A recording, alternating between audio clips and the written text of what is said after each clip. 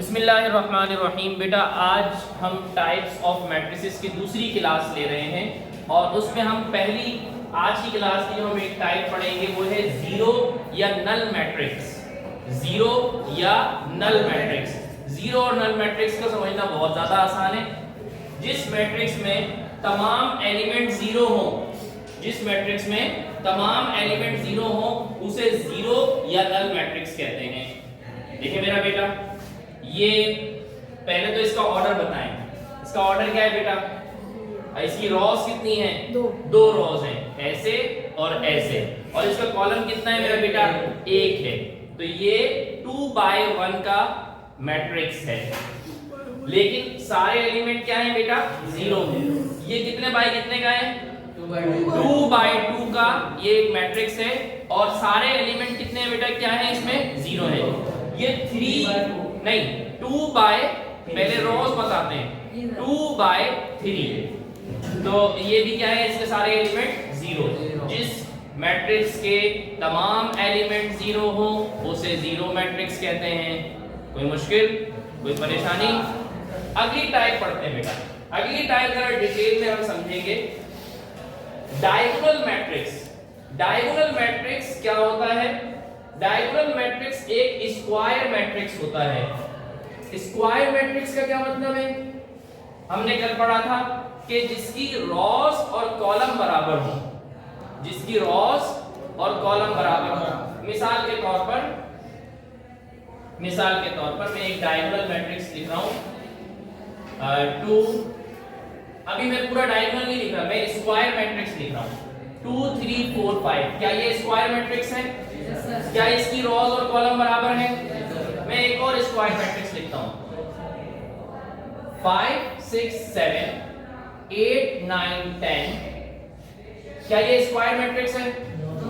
नहीं, इसलिए कि इसकी रॉस 2 हैं, कॉलम 3 है। अब 11 12 13, क्या ये स्क्वायर मैट्रिक्स है? जी हां, 3 बाय 3 हो गया तो स्क्वायर मैट्रिक्स है।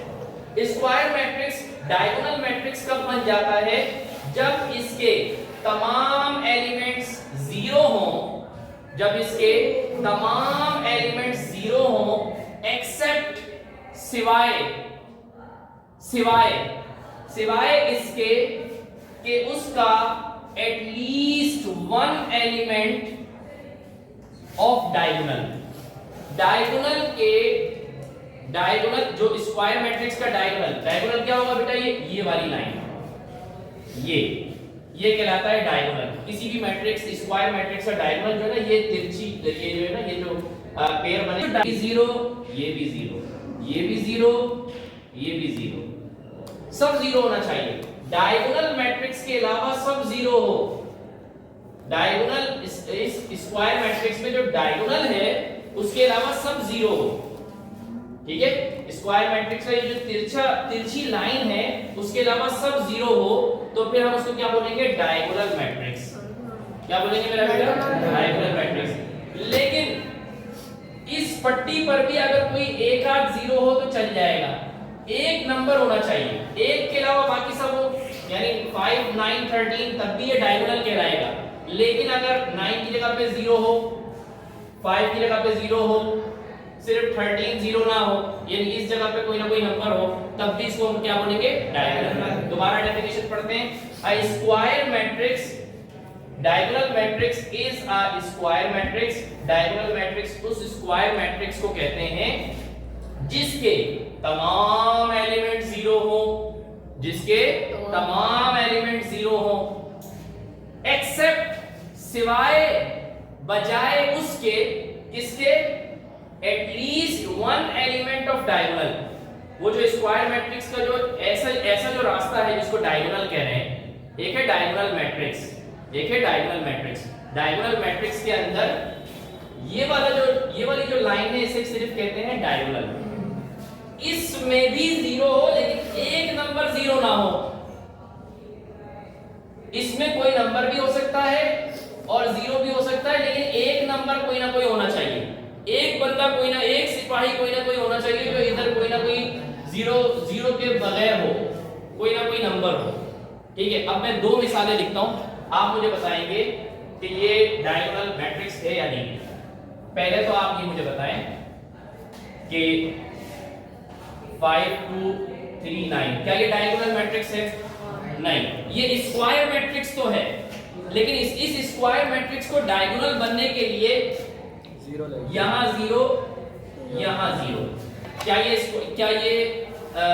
ये डायगोनल मैट्रिक्स बन गया? क्योंकि इसके डायगोनल में 0 नहीं है,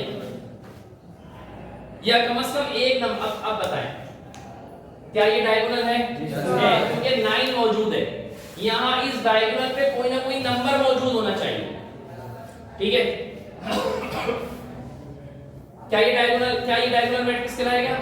नहीं, ये स्क्वायर मैट्रिक्स तो है क्योंकि 2/2 है, लेकिन ये डायगोनल नहीं कहलाएगा, क्योंकि डायगोनल के लिए जरूरी है कि इस पट्टी पे कोई ना कोई एक नंबर तो होना चाहिए, लेकिन फिर ये क्या कहलाएगा? जीरो मैट्रिक्स कहलाएगा। सही है, फिर ये किस में चला जाएगा? Zero matrix. अच्छा, इसको हम स्क्वायर मैट्रिक्स भी कह सकते हैं, इसको हम जीरो मैट्रिक्स भी कह सकते हैं। एक लिहाज से ये जीरो मैट्रिक्स है, एक लिहाज से ये स्क्वायर मैट्रिक्स है, क्योंकि इसकी रॉज और कॉलम दोनों बराबर हैं। समझ में आ रही है? हाँ भाई, डायगोनल बन गया, डायगोनल मैट्रिक्स बन गया। अब 3/3 का देखते हैं। 1 2 3, ये डायगोनल पे मैंने लिख दिया पहले से ही नंबर, बाकी पे 0।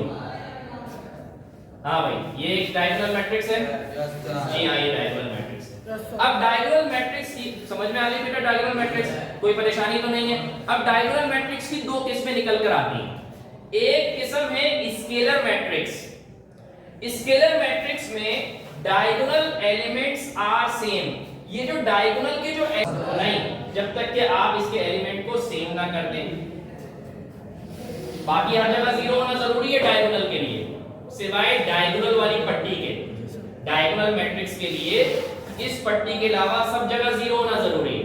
इस पट्टी के अलावा सब जगह 0 है तो फिर डायगोनल कहलाएगा, डायगोनल मैट्रिक्स कहलाएगा। इस पट्टी पर अगर एक जैसे नंबर हैं तो फिर स्केलर बच्चा कहलाएगा। इस पट्टी पर सिर्फ 1 1 1 है, एक जैसा है लेकिन 1 है, तो फिर क्या कहलाएगा? आइडेंटिटी मैट्रिक्स या यूनिट मैट्रिक्स। हाँ बेटा, क्या ये आइडेंटिटी मैट्रिक्स है? डायगोनल पे क्या है? 1 1, डायगोनल पे क्या है? 1 1 1। बेटा समझ में आई? तो आज हमने इसकी दो किस्में पढ़ी। एक तो हमने